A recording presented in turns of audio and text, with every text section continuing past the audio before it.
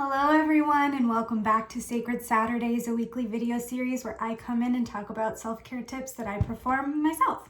So today I wanted to talk about taking action, because it's very easy to sit in melancholy right now and feel like we don't want to do anything when we know we should be.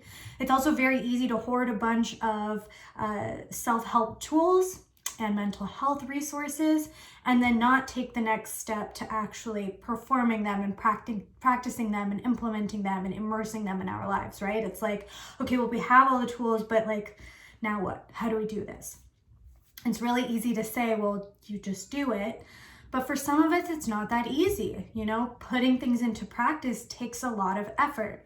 But I'm going to give you a couple tips right now. In fact, I'm going to give you 5 ways to take action so that you can start implementing those things. So the first one that I want to cover is grounding. Now, when we get all in our heads about things and we know that we should be performing these mental health tools, or we should even be getting up just to work, and it just seems too hard, and our mind is just inundated with all of these negative responses, the best way you can combat this is by grounding. This takes you from your mind into your body. The simplest way to do this is by simply performing a body scan from the very tippy top of your head all the way down to your toes, and just noticing, are you tight in your forehead, around your eyes, in your cheekbones, down and around your jaw, down your neck, over your shoulders, and so on. And every single time you notice tension, you're bringing more presence into the physical state. And that way you're more able to implement, because then your mind can't be totally at odds with you.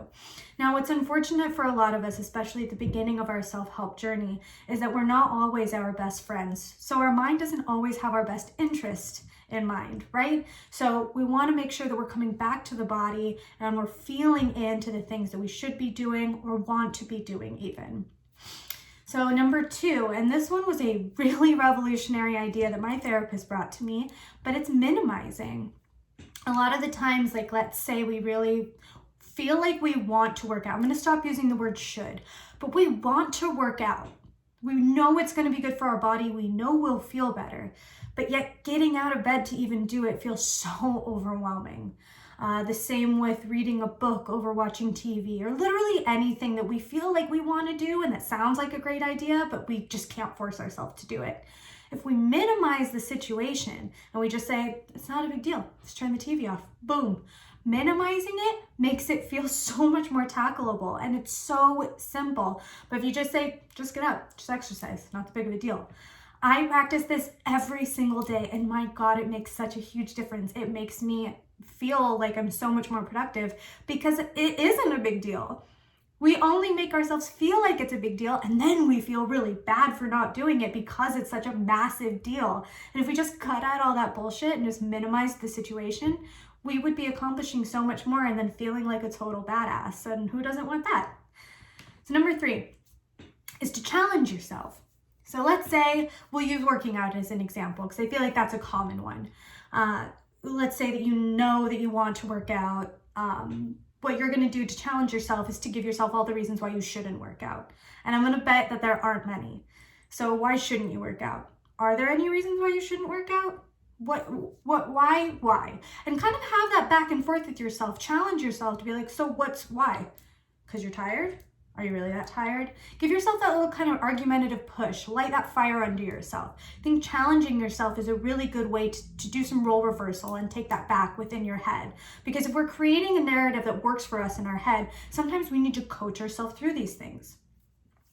Number 4 is to fantasize.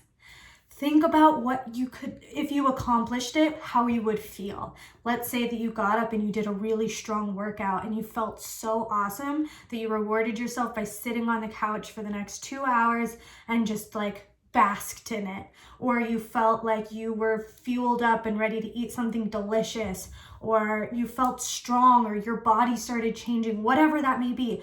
Think about the fantasy. Hype yourself up. Look to the future. Think about the new things that could come to you if you just made that one little adjustment.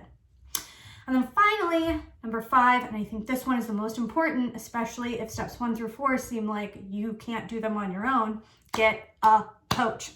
Right now, I have spots open in my one-on-one mentorship, and they go fast. I really want to help people. I noticed that most of my audience is struggling with their mental health and their business. And luckily, I am a mindset coach first and foremost. So not just within the business realm, although I do have brand strategy and launching expertise. If you're struggling with your mental health and you need somebody to keep you accountable and to be that voice because you can't be your own voice, hit a girl up. Get yourself a coach, because what happens is if a coach walks you through step A, B, C, D, E, F, G, and so on, you begin to adapt and learn so that you don't need that coach anymore. The coach is the teacher. We're trying to teach you new skills, and we're just holding your hand until you get to that level. And honestly, I have seen some amazing transformations, and this is one of the best times and best opportunities to actually take those things seriously.